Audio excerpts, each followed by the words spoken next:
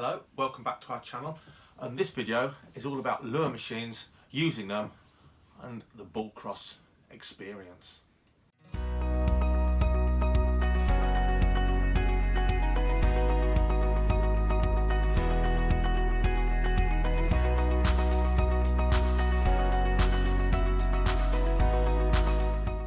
Okay, so why would you use a lure machine? I can tell you now, for most of my falconry career, if you like, hunting ground game with hawks such as goshawks, harrishawks and redtails, the only lure work I've done is to get someone or myself to drag a rabbit carcass. Once the bird's got the idea and allowed to feed up on that carcass, that natural quarry, that's all I've ever done. And the bird has always got fit out in the field, flying 5 or 6 days a week. So it's building fitness naturally by chasing quarry as it would do in the wild. Nowadays, things have changed. There's more falconers, and also there's less ground game at the moment. So when I started falconry, rabbits were a massively serious agricultural pest. In the last several years, VHD, not myxomatosis, that's an older disease, it still affects them, but VHD has wiped out the rabbit population in most parts of Britain. Thankfully it's 2021 and they're showing good signs of starting to recover. So you might find that you're only seriously hawking maybe at weekends when you can travel to somewhere that's got a surplus of quarry. You might have the time and the ability to fly that bird every day of the week, but maybe you're travelling a long way, or you don't have time to spend hunting every day, but you have maybe half an hour a day to fly your hawk and keep it fit, ready for hunting at the weekend, let's say. And that's where a lure machine can come in really handy, because you can A, operate it on your own, B, you can help your bird get a little bit of sort of footing skills, catching quarry by using pulleys to make the lure zigzag when the bird doesn't know what's coming, just like in the wild. But for me, it's all about fitness. Now, when you start flying things like golden eagles, the fitness they require to get them superb is actually similar to the red-tailed hawk. It needs a lot of fitness. It needs to build muscle, it needs to build cardio, and then the sluggish, lazy, slow-looking bird becomes a super athletic predator, just like it would in the wild. Most people, if you're hunting with a golden eagle, most people don't have access to the correct game, say 5 days a week. If you only fly your eagle once or twice a week, it's no different to any other falconry bird. It's very, very mediocre indeed. Lure machines have been a great way to increase that bird's fitness. I don't hardly use them for footing skills. I usually use pulleys to make the line go further more than anything else. But it's a great way to give that bird fitness work in half an hour. You can do a lot of fitness work compared to when you're actually out hunting. When I started flying Zeus several years ago, my lure machine was called Kyle or Georgia, because my kids would run with the lure, and I'll show you a lure in a second. Now, the speed that a human can run is pathetic compared to a golden eagle or what it should chase in the wild. So to get it fit, the run started probably 150 yards away. That was the gap the eagle had to make up. And once it did, the kids running, I can tell you now, I say kids, they weren't children, the kids running, the speed was pathetic, but the eagle had to fly flat out quite a long way to actually catch up in the first place. You could use a quad bike, you could use a Land Rover, you could use a motocross bike if you have permission to drag a lure for your eagle to chase. Obviously you can increase the speed then. The downside with using vehicles and people running, towing a lure behind them, is these birds are intelligent and they can actually switch to, when you're out hunting in the field, they can see a jogger running behind a hedgerow. They can't see what there's behind them, but they can see a person running and they can take off in pursuit. Quite scary if you're the jogger, and obviously the bird means no harm. It sees someone running, expects there to be an easy to catch lure behind them. Now if you scale that up to vehicles, you don't really want your hawk chasing someone's Land Rover driving down a distant country lane, do you? The lure machine separates the person and our stuff from that, because it can't see the machine doesn't move. Downsides, I would never use an artificial lure for any hunting bird until it realises what the real thing is, because these birds are so intelligent. Their eyesight is far better than yours. The way a lure machine works within your training, I can tell you now, the bird knows the lure is the lure. It knows it's a game. It knows it's going to probably be easier than anything else it catches, and it expects a reward, but it will work for a much lesser reward. It's playing a game, you're getting it fit, playing that game with it. If you do a lot of work with lures and you think, I'm going to get this hook really fit before I even go out hunting, and you do a lot of work with lures, even carcasses sometimes, the bird will become wedded to the lure machine. It won't look at natural game. Natural prey is so much faster, usually so much larger, and moves in a far more difficult to catch way. I know several people over the years that have had massive trouble, have trained their eagles to a really top level of fitness, and they've gone out in the hunting field and they won't even move when they see real game. They know that thing is going way too fast and looks far too difficult to catch. So for me, I'd always use carcasses first, feed up well on the carcasses, get the bird hunting to some degree, and use the lure machine as one of your fitness tools. Not constantly, not all the time. With my eagle, I mix it up with rope work. The rope work builds muscle. Not so much cardio maybe, it's building muscle, but with the rope work as well, you're constantly increasing that recoil response. So the bird's not just looking to fly away and chase stuff and you go to find it, you're still getting the recoil while building fitness. Use it as a tool, don't use it as 80% of your falconry. Absolutely for sure, it's really important, really important. So let's have a look, what have we got here? This is a lure machine lure that we make to go around pulleys. So the line, we'll show you soon, runs around a pulley, and usually then it's going off at a tangent, around it at a difficult angle. So if you just use a strip of faux fur, that'll go around perfectly, but it looks really small. So what we've done, we've used a bottle top. This doesn't fit into the groove of the pulley, so mostly it just goes on, slips on round and turns pretty well without snagging on the pulley and snapping the lure line. Remember, lure machines will pull a carcass, but the bigger that carcass gets over distance, the more difficult it is to create speed and the more wear and tear on the machine. It's going to struggle for sure. This is why I wouldn't start off with lure machines, with light lures, before your bird knows the difference between this and real quarry. This is a lightweight lure, it weighs nothing at all, so it's detrimental until your hawk realises it's just part of the game. It's not picking this over natural quarry. This is a faux fur pillowcase, they work brilliantly.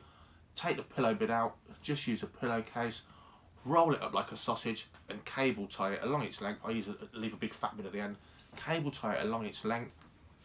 And you've got a great looking lightweight lure. Use the fur that matches your quarry, and when it gets mucky like this one, chuck it in the washing machine. Comes out clean, let it air dry. It's artificial, lasts forever until it gets shredded a bit, but it doesn't rot or go smelly. Easy to keep clean. If you want something with more bulk, use the same thing, a faux fur pillow, and it's actually harder than you think. Leave the pillow bit inside and then roll it up like a sausage and cable tie. It comes out much chunkier. It's incredibly hard to roll up. You might need a hand to roll it up tightly, but leave the pillow inside, you get a much bulkier lure.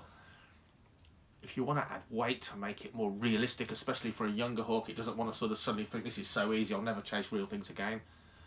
Get a small fizzy pop bottle, fill it with driveway sand. It's dry and it runs in through a funnel, or you can pour it easily. Fill it with dry sand, put the lid back on, put that in the middle of your lure before you roll it up and cable tie it.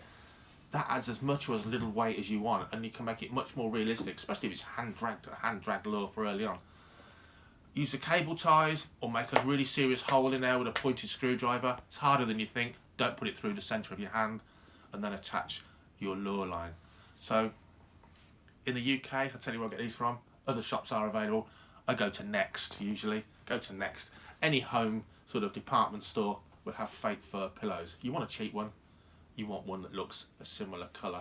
If you're going to hunt white Arctic hares or blue hares, which is now an issue in its own right at this point in time, you might want to use a white fur pillow to sort of match the quarry you're after. Cheap, easy to make, easy to do, and you can make a variety of them. Next, we're going to look at lure machines and how they've changed. Okay, when it comes to motorised machines, this device, which was actually invented for whippet racing and getting whippets and greyhounds fit, as our modern ones really, this device was, lots of different people made them, usually in their garages, and sold them. It consists of a spool full of line, a car starter motor, and very nice looking little switch there, on off. This is how you speeded them up and slowed them down. You pressed the button, it went at full speed, you came off the button to slow it down, and your lure as you came off the button with its impetus but no more actual drag, bounced and cartwheeled along. Great. Trouble was, this lure, who's actually done this? Hold on. This, with the lure cartwheeling ahead, would all spool up and bird's nest on the spool. Any fisherman knows what that feels like. Absolute pain.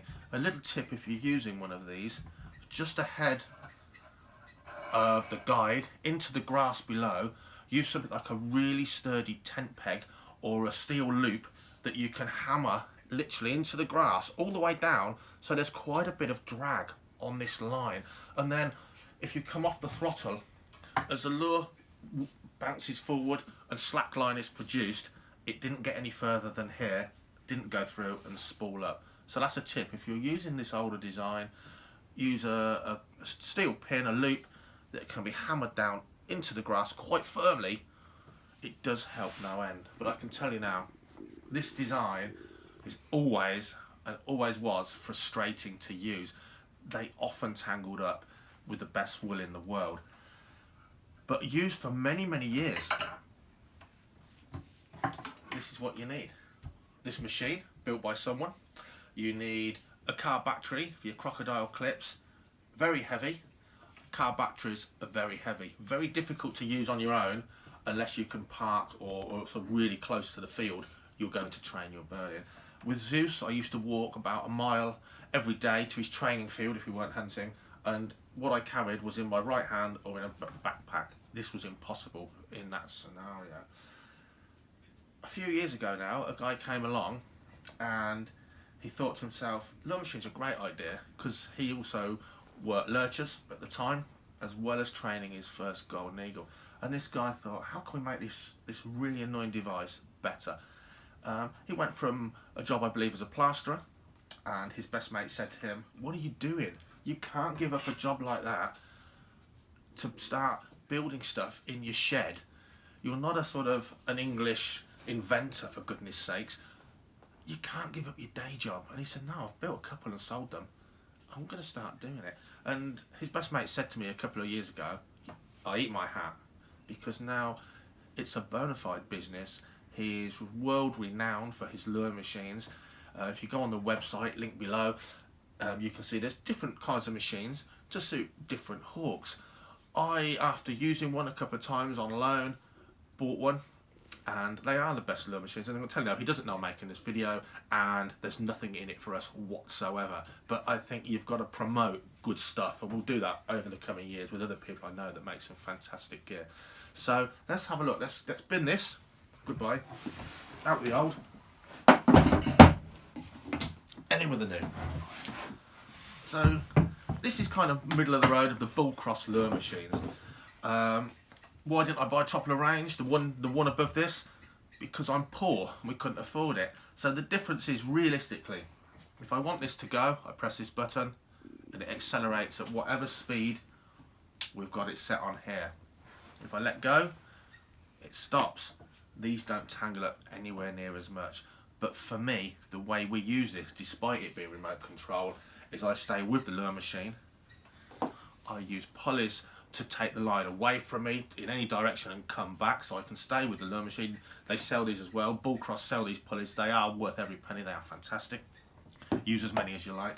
And what I actually do, I keep my finger pressed on this, so it's operating go, basically.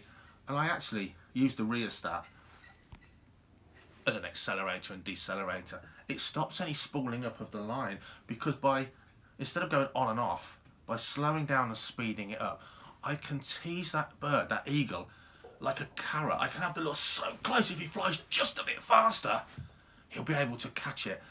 If it gets away, I can slow it down a little bit without him noticing, and he'll think he's gaining on it. So fantastic. But top of the range, you get rid of all that problem, because you have a radio controlled trigger device like you would for, if you like, a radio controlled car, and you can then be completely remote from this and still speed it up and slow it down without any spooling up of the line, totally remotely. So if you can afford it, that's the one to go for. For me, being a bit poverty stricken, this still works fantastically. So what have we got here that's different? We've got everything in one package. This is it. Much smaller than the old design. Battery, motor, all in a tough, hard case. Fully rechargeable. Speed, remote control.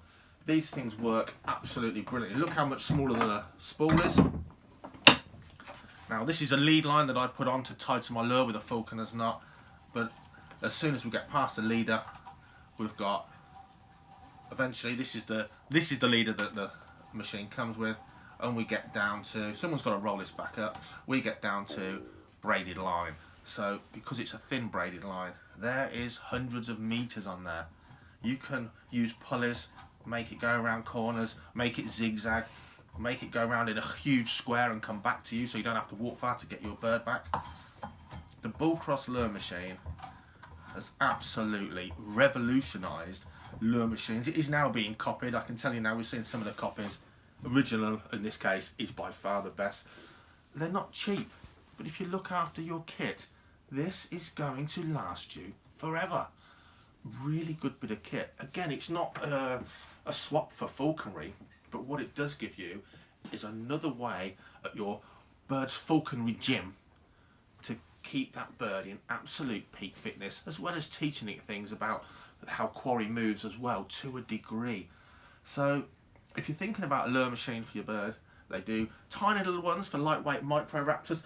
And what have we flown on this? We have flown Harris hawks, red-tailed hawks, goshawks, and even our super fast female aplomado falcon. We've used it to drag a bird lure along the ground for that bird there. Something to think about. We'll put a link below. You can look at the different prices. Of course, you can get them second hand and save a little bit, but like a lot of quality things, like a high quality car, second hand, they really hold their value, because if they looked after, they're nearly as good as brand new.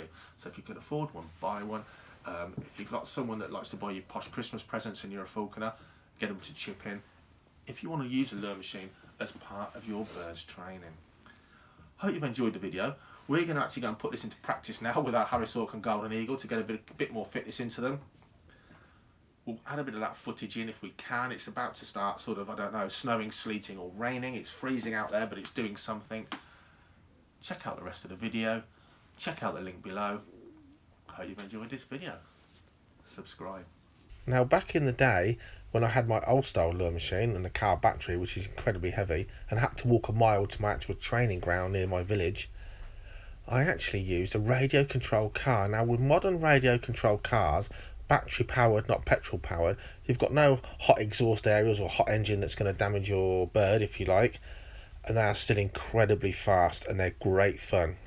You can use them to tow a lightweight lure, and you can obviously steer them left and right, and the lure bounces about really well behind the car, so kind of quite naturally difficult to catch.